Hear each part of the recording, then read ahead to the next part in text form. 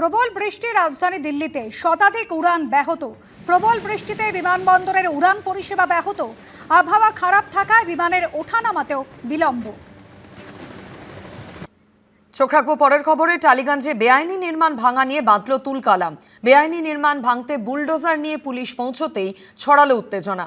ওয়াকফ সম্পত্তি দখল করে তৃণমূলের পার্টি অফিস তৈরি করার অভিযোগ। হাইকোর্টের স্থগিতাদেশের পর শেষ মুহূর্তে বুলডোজার নিয়ে ফিরে গেল পুলিশ।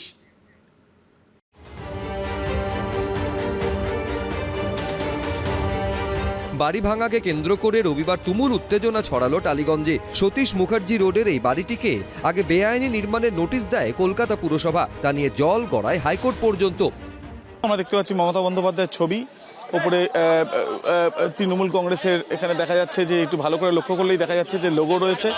বাড়ি ভাঙতে আনা হয় পুলিশ বাহিনী, সঙ্গে সিআরপিএফ, আসে বুলডোজারও। কিন্তু নির্মাণ ভাঙার কাজ শুরু হওয়ার আগেই স্থানীয়দের সঙ্গে বচসা বাঁধে পুলিশের। এমনকি অভিযোগকারীকে মারধরও করা হয়। এই নির্মাণ আবার দখলের অভিযোগ করেছেন বাড়ির মালিক। ওই ক্রিমিনালরা সব দখল করে বসে আছে। ওয়াকফ এটা হেরিটেজ, ওইটা পার্টি অফিস ছিল তৃণমূল কংগ্রেসের।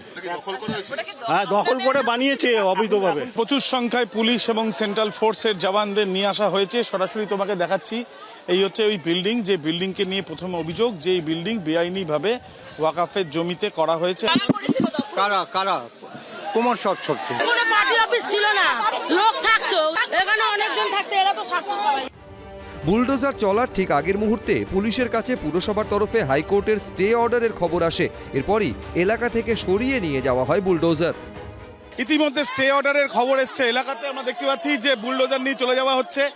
মানুষের মধ্যে উচ্ছ্বাস। কতটা আনন্দিত?